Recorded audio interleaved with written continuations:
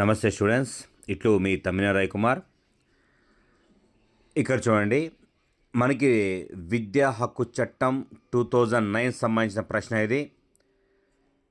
ఇక్కడ క్వశ్చన్ ఏమంటే, టీచర్ నన్ను శారీరకంగా దండిస్తే RTE right to education act 2009లోని ఈ ఆర్టికల్ ద్వారా అరెస్ట్ చేపిస్తాను అని పాఠశాల విద్యార్థి అన్నాడు. అది ఏ ఆర్టికల్ అంటే ఆ పిల్లవాడు ఉపాధ్యాయునే బెదిరించాడు, నేను ఈ ఆర్టికల్తో మిమ్మల్ని అరెస్ట్ చేపిస్తానని. అయితే యాజ్ అ రూల్ ప్రకారం పిల్లల్ని శారీరకంగా కానీ మానసికంగా కానీ కొట్టకూడదు అనేది ఒక రూల్, అది ఒక చట్టం చెప్పింది ఇప్పుడు.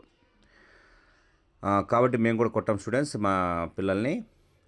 అయితే అది విద్యా హక్కు చట్టంలో ఏదంటున్నారు, ఇక్కడ క్వశ్చన్ ఏ ఆర్టికల్ అని చెప్తున్నారు. Option A 23 article, option B 7 article, option C 17 article, option D 19 article.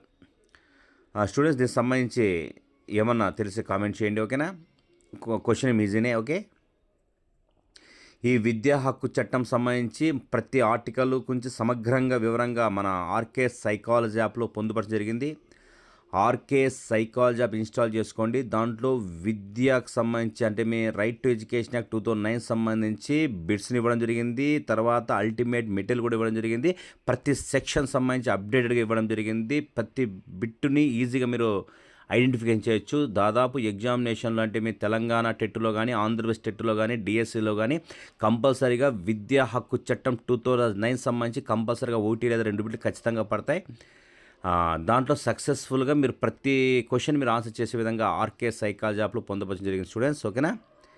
దీనికి సరైన సమాధానం స్టూడెంట్స్ సి 17 ఆర్టికల్ 17వ సెక్షన్ అనేది వీడి గురించి చెప్తుంది. చాలా చాలా చాలా ఇంపార్టెంట్ సెక్షన్ 17వ సెక్షన్. ఇది పిల్లల్ని శారీరక పరంగా మానసిక పరంగా ఎటువంటి పరిస్థితుల్లో దండించకూడదు, క్లాస్ రూమ్లో బెత్తం వాడకూడదు, ఒక పిల్లవాడిని మానసికంగా ఒక వ్యక్తిని నువ్వు తెలివి తక్కువ వాడివని ఎప్పుడూ కూడా దూషించకూడదు, నువ్వు మొద్దువాడనేది ఎప్పుడు దూషించకూడదు, క్లాస్ రూమ్లో గుంజీలు తీయకూడదు, గోడ కుర్చీ వేయించకూడదు, అంటే వేరే పిల్లలతో ముక్కు చెంపలేపించకూడదు. ఇవన్నీ కూడా ఆ పిల్లలకు సంబంధించి క్లాస్ రూమ్లో ఆ పిల్లలకు సంబంధించి ఎటువంటి శారీరక పరంగా మానసిక పరంగా దండనకు గురి చేయకూడదు.